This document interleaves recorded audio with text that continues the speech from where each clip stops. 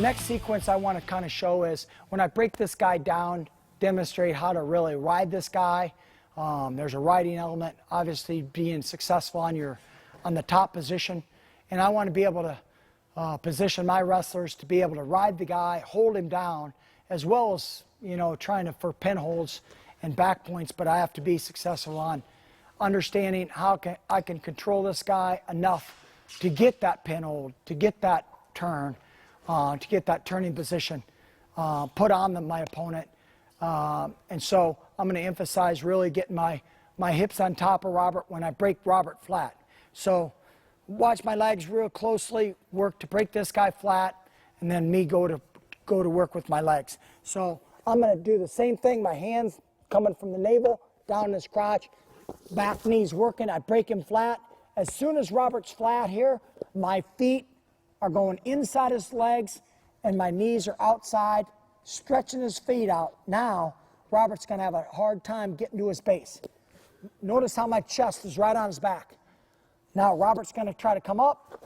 Now, it's going to be easy to own this wrist, to go to work on the bar arm chicken wing position. When I have my opponent broke flat, my feet are going in between Robert's legs, and I want to make Robert really use his arms to push up, which is not a good position, but a lot of young guys, a lot of wrestlers will push up. Now it's easy to attack that arm. First of all, I'm just going to show a bar arm, okay? Bar arm, my elbow is going to go over Robert's elbow. My hand's going to come over his elbow, and my elbow is going to go to his elbow. Now, as I do that, as he's pushing up, my hand's just going to come over the top of Robert's arm, and I'm going to take a 3/4 circle with Robert's arm. I'm going to pull it back in a circle. And once I get it, obviously my elbow's going to go lock and position his elbow, and my opposite hand is getting involved. Notice how my hand, there's a lot of pressure there with Robert. Robert's chest, down on his back, taking that pressure away from his shoulders. So once again, as I take that arm, I don't pull it back because Robert's going to be strong. I'm not going to be able to own it. So I have to circle this elbow back toward my hip. That's the key as I push pressure with my opposite hand.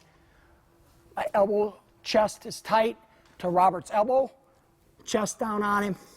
I can even grab my own wrist. Notice that. Now that's a lot of pressure. Robert feels a lot of pressure there. And we're going to work this position right here. Notice how high his shoulder is.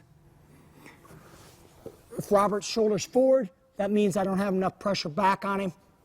My elbow's got to pull back toward my hip.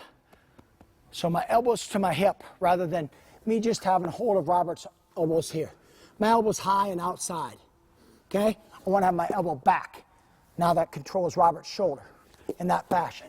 So a lot of times young guys get misunderstood. My elbow's out here. I might get a turn, but I can't turn the best guy. Turn the best guy, my elbow's back, tucked tight to my hip. My chest is involved. My opposite hand's involved.